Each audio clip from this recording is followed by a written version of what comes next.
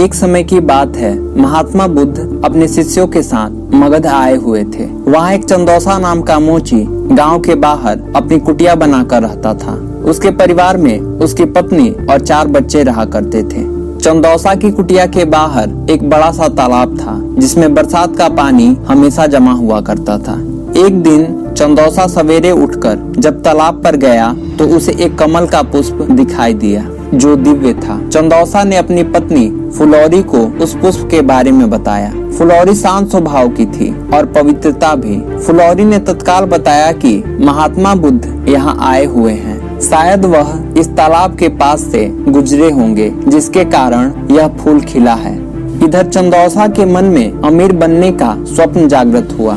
वह झटपट तालाब में कूद गया और पुष्प को तोड़कर ले आया। उसने अपनी पत्नी को आगे की रणनीति बताई। उसने कहा, मैं यह पुष्प राजा को देकर इसके बदले ढेर सारा मूल्य प्राप्त करूंगा और हम लोग अपना जीवन आराम से व्यतीत करेंगे। फुलौरी ने कहा, यह तो अच्छी बात है, क्योंकि यह पुष्प हमारे किस काम का, आप यह राजा को ही दे आइए। चंदौसा ने कहा, ठीक है, मैं शीघ्र ही लौट कर आता हूँ। यह कहते हुए वह राजमहल की ओर तेज कदमों से निकल पड़ा। चंदौसा को रास्ते में तेज कदमों से जाते हुए एक व्यापारी ने उसे देख लिया। उसके हाथों में दिव्य पुष्प देखकर व्यापारी के मन में उस पुष्प को प्राप्त करने की अभिलाषा जागृत हुई। व्यापारी ने आवाज देकर चंदौसा को पास बुलाया और उससे पुष्प का मूल्य पूछा। चंदौसा ने कहा, 2 स्वर्ण मुद्राएं। यह सुनकर व्यापारी ने पुष्प को खरीदना चाहा, किंतु अंत समय में चंदौसा ने यह सोचा कि जब व्यापारी इस पुष्प का मूल्य 2 स्वर्ण मुद्राएं दे रहा है तो राजा अवश्य ही इसके अधिक मूल्य देंगे।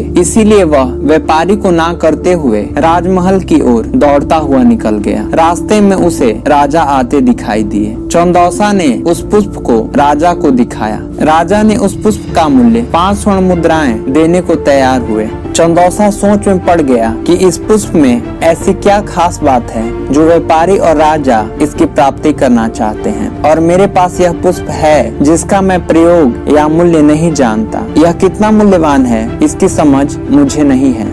एकाएक चंदौसा के दिमाग में बिजली सी कौंध गई और वह राजा को भी ना करते हुए महात्मा बुद्ध की शरण में पहुंच गया। वह महात्मा बुद्ध के चरणों में गिर गया और वह पुष्प उन्हें समर्पित कर उसने उनकी शरण में अपना संरक्षण मांगा। महात्मा बुद्ध ने चंदौसा को उठाकर हृदय से लगा लिया और उसे अपनी शरण में रख लिया।